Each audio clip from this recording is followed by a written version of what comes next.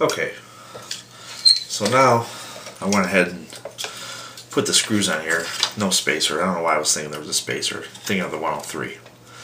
Anyway, so yeah, you can adjust, you can adjust this sort of however you want to, whatever your feelings or your fancy is.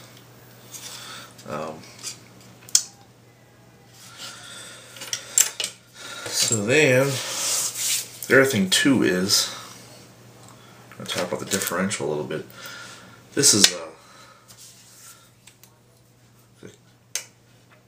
I don't know what the left side wheel stopper, I guess they call this. The kit comes with a regular, a more normal looking left side with that and that. And there's nothing wrong with that, but this is a lot easier to deal with. This is a clamping hub, and you're not going to have problems with it digging into the axle and chewing everything up and everything else. I usually like to run, if I run a clamping hub, that's what I would, because most cars are like that. Now, the other thing I wanted to bring up too,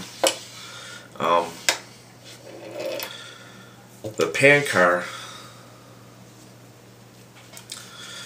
the wider the rear end is, the more aggressive the car is going to turn. Now, with rubber tires, you probably don't want the car to be too aggressive. With foam tires, yeah. So, Energy makes 1/2 millimeter spacers that you can slide. Basically, if you want to widen the car out, for example, I'll slide 2 on here just to show you what I'm talking about. So you slide your 2 spacers onto the axle.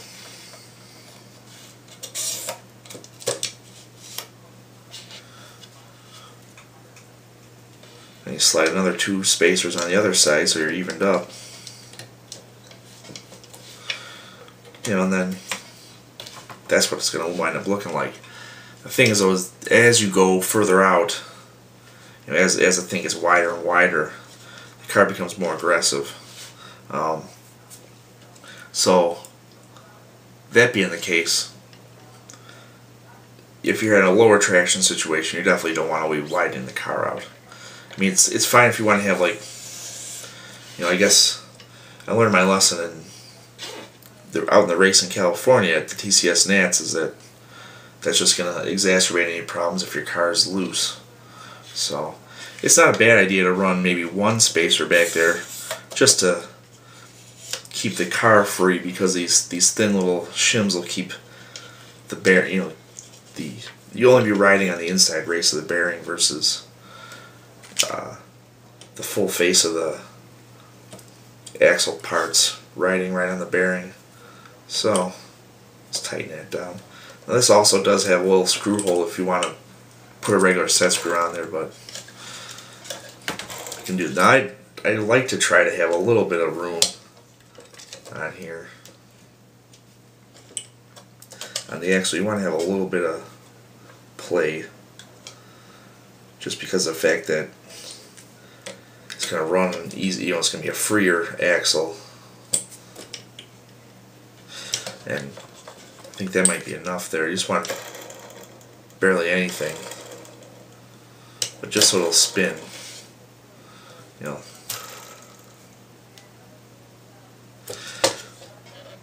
Because sometimes too, the other thing is you can have this set so that the only play you're getting is sort of in the plastic of the axle carriers too, which is sort of weird. So that's not too bad. It also depends on your bearings too. These might not be as loose as other ones. I have some axles that'll actually just hang and go to find the heavy spot on the bottom of the axle. So this isn't too bad. Now this is, with this thing too, the car comes with a couple different ways to go, really, with the axles. You can't, you have the carbon axle. Some guys will actually run the heavier steel axle, what they're trying to do there is, it's a 540 motor, and some people want it to have that steel axle so they don't have problems when they crash. But the other thing about the steel axle too, it's a lot of weight to spin up, and it's sort of like a flywheel effect. If you have that extra weight on the back of the car, it's gonna keep the motor spinning, and some people want to have that effect. That's especially if you have a long outdoor track or something like that.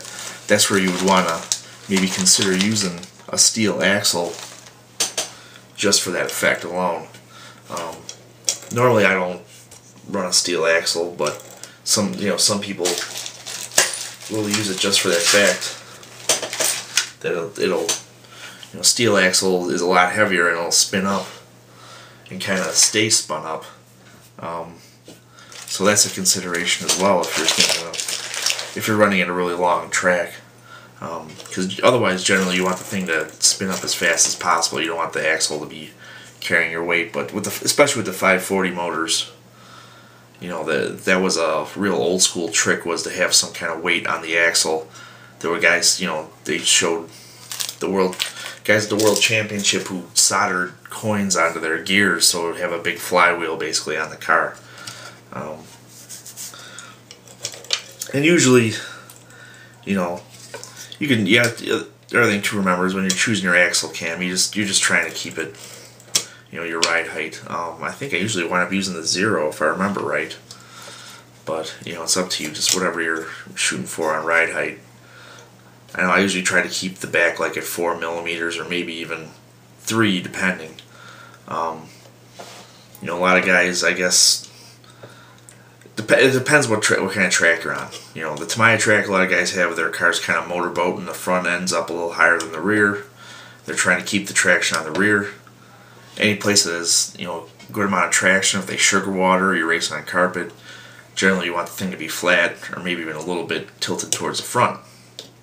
So there's those options. So that being said, probably can move on to the shock and a couple other things, and we're getting pretty close.